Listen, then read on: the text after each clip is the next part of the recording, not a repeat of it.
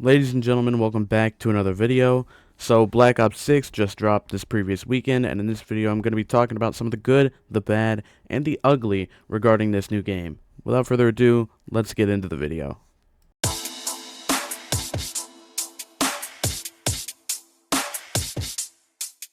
So I want to preface this by saying that I am actually really enjoying Black Ops 6. I've been having a lot of fun on the game, a lot of fun playing around. I think some of the guns are really good. I think the maps are really fun. I haven't had a complaint about a single map yet. So despite what I may be saying in this video later on, and despite some of the criticisms that I may have, the title of the video, I do actually really love this game, and I think that it's the best Call of Duty game that we have had in a while. But with that being said as well, I'm not going to sugarcoat the fact that this game does still have some serious problems. Now, it is still in early development, so whether or not these problems are going to be fixed, I don't know, most likely, but with the past few Call of Duty games we've had, Activision has had a sort of streak, a sort of run of not listening to their fan base, which I hope does not continue with this game because some of these improvements are very simple improvements, and I really hope that they do get made. I really hope that Activision listens to their fan base on this one. Treyarch usually does a very good job at that anyways,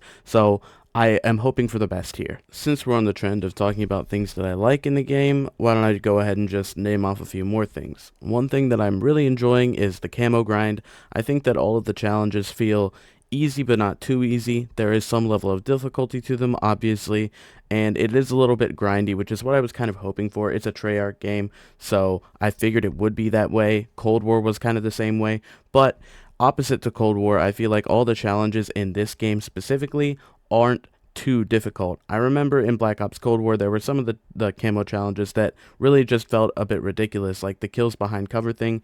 In this one they keep it pretty consistent. It's multi-kills, like triple kills, double kills, and headshots, and I think that's very good, keeping it simple but also making it still a bit of a challenge so that people can still be grinding for those camos. Another thing that I really like, and what has been one of the most controversial aspects of this game so far, even when it was out as the beta, is the movement. I really enjoy the Omni movement. I think it adds a new level to the game, and it's not the same old Call of Duty that we're used to playing. The addition of a tactical sprint into this game also adds a whole new level of mechanics that need to be mastered, so you're not just getting spammed by sweats all the time, because there's a learning curve for everyone, is what I'm trying to say. And I think that that adds a whole new layer to the game that we haven't seen in a Call of Duty game in quite a while. Another thing that I am really a fan of is the setting of this game. I feel like the time that it's set in, it builds perfectly off of the last Black Ops game, and I'm really a fan of the way that they did this.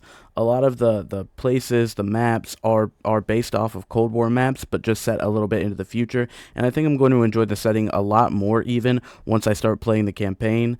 I know I haven't played it yet. It's actually installing as I'm recording this, but when I do play it, I will also be coming out with an analysis video for the campaign and for what I think the next Black Ops campaign is going to be about.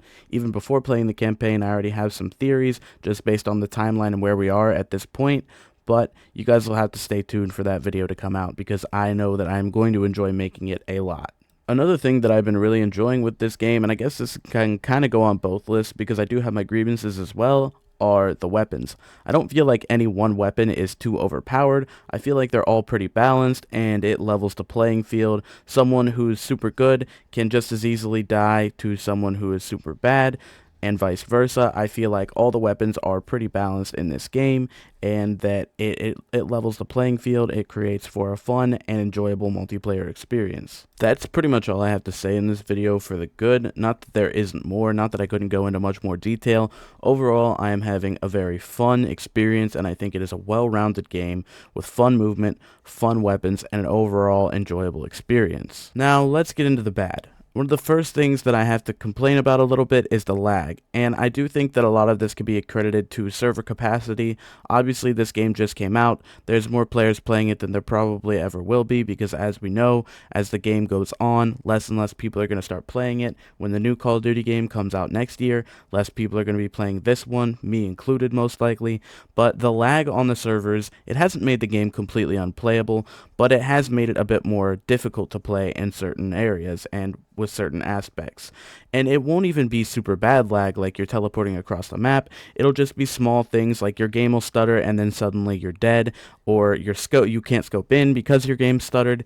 Things like that really they hurt the experience a little bit, not to the point again that makes it unplayable, but it's just a little thing that is kind of annoying, and it's not just affecting me. I know this personally because I've spoken to people who play on not only other platforms. I play on PC, but even in other areas, it's affecting all servers, East Coast, West Coast, Central, and it's become a bit of a problem. Again, not an insanely large problem, but a bit of a problem. And one thing I'd like to add is that I don't think that this lag hurts the overall experience, especially because I think it's something that will decrease over time as the servers are adjusted and as less people are playing the game. It can just get you really frustrated in the moment, and I know that it has been frustrating me and a lot of my friends as well. The next thing that I want to talk about is the snipers in this game. Now, I'm not the only one who thinks this. A lot of people have been coming out and saying this, but I really do believe that these are the worst stock snipers that we have ever had. And not necessarily the guns themselves, but I think this can honestly be accredited to the movement. The idle sway on these snipers is horrible. It's some of the worst that we've ever seen in a Call of Duty game. And the thing about it is, you can mask this idle sway a little bit if you get certain attachments, but the only way to get those attachments is if you level up the gun a little bit. And that presents a problem, especially for people who aren't really snipers, who don't really use the sniper class that often, unless they're going for trick shots or trolling in Search and Destroy, or there's something like that. But the idle sway on these snipers has created a huge divide for people who like sniping and then people who are just casual snipers.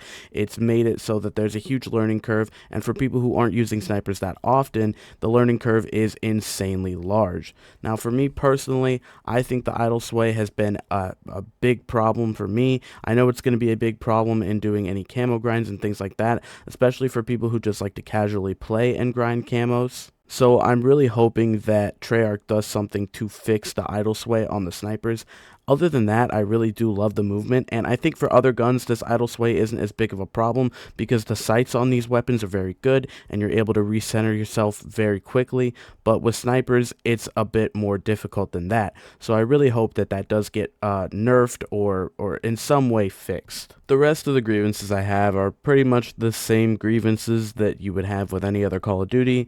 Lobbies are too sweaty, there's people running around using shotguns, and there's campers. That's pretty much it. I mean, overall, it's been a good game and a fun experience so far. And in reference to the shotguns, I really feel like the shotguns in this game aren't as overpowered as some of the ones have been in the past. I mean, in Modern Warfare 2019, a lot of the shotguns in that game were absolutely nutty, and literally all you had to do was look at someone and it felt like you'd killed them immediately, you know? It's definitely not Call of Duty World War II with the incendiary shells that were extremely overpowered. The shotguns feel just as balanced as every other weapon, which is very refreshing and very nice for people who are playing the game.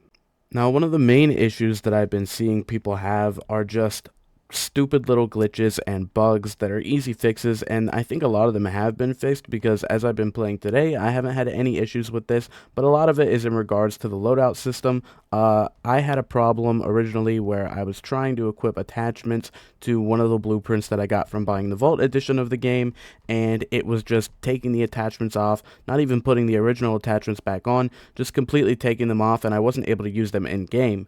And it looks like that problem has been fixed. I know it was a big issue, and I know I wasn't the only one who was having that issue. Another one was that your loadouts would just become a different loadout, not that you'd change them or anything, but you would go to equip your first loadout and it would either show up as something completely different or it would show up as one of the default pre-made loadouts for new players. And that was a problem. That was an issue that was being had by a lot of people, including FaZe Jev. In his video he posted where his loadout went from an AR class to, I believe it was a shotgun class. I don't exactly remember, but I remember that his loadouts were really messed up for a little while, and he ended up leaving that match and then joining a new one, and everything was fine. So it looks like they are slowly resolving some of these little bugs. As I stated earlier in the video, a lot of this could just be due to server capacity and lag because there are so many people playing the game right now, as it's the first look at the Black Ops franchise that we've had in a good 5 years, and everyone has been anticipating this for all that time and is really excited to jump into the new game. Now for the main question on a lot of people's minds, specifically those who haven't actually played the game yet: is it worth buying? And I'll say, yes, it's worth buying, whether you're buying it off of Steam, the PlayStation Store, or the Microsoft Store if you don't have Game Pass. Another thing I want to add is this game is actually free on Game Pass. It's included right now, and the Vault Edition upgrade is only $30. That's what I did, is I have PC Game Pass, so I just went ahead and got it free from Game Pass, and then got the Vault Edition upgrade, which is only half the price of the base game if you do it that way. But for those of you who don't have Game Pass, it's only about $60, $70. I did end up buying it on PS5 as well, just so I would have it on a different system. But overall, I think it's worth buying if you're a fan of the Call of Duty franchise, and it's overall a really fun experience, and I'm really excited to see what more they have in store for this game, with updates, new guns, DLC packs, things like that. But anyways, that's going to do it for this video. If you enjoyed hearing me rant about what I like and dislike about the new game, go ahead and leave a like. Make sure to subscribe to the channel and turn on the post notifications so that you get notified when I upload a new video or when I live stream, as I live stream once or twice a week on this channel. And yeah, I will see you guys in the next video. Peace.